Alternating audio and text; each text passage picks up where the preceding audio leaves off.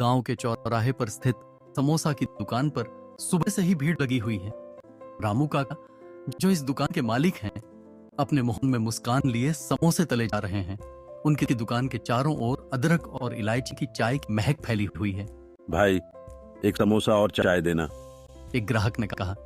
राजू नामक युवक जो गांव का निवासी है, दुकान के पास आकर रुका। उसके चेहरे पर चिंता की लकीरें साफ दिखाई दे रही थीं।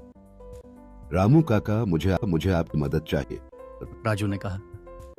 रामू काका ने उस ध्यान से देखा और पूछा, क्या हुआ बेटा, सब ठीक तो है?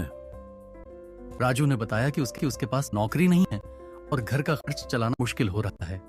रामू काका ने उसे धैर्य से सुना और बोले, तू चिंता मत कर, मैं तुझे अपने साथ काम पर रख लेता हूँ।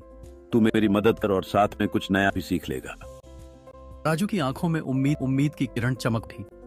अगले दिन से राजू ने समोसा बनाना सीखना शुरू किया। रामू काका उसे हर कदम पर मार्गदर्शन देते रहे। वह धीरे धीरे समोसा बनाना और ग्राहकों से बात करना भी सीख गया। उसकी मेहनत और लगन देखकर रामू काका भी खुश थे। कुछ महीनों बाद राजू अपने हाथ से समोसे बनाने में माहिर हो गया। उसकी वजह से दुकान की बिक्री भी बढ़ गई। रामू काका, देखो, मेहनत कभी भी बेकार नहीं जाती, कहते हुए राजू की पीठ थपथपाई। राजू ने मुस्कुराते हुए कहा, आपकी मदद के बिना यह संभव नहीं था। रामू काका और राजू अब न केवल व्यापारिक साझेदार बन गए थे, बल्कि एक दूसरे के अच्छे दोस्त भी।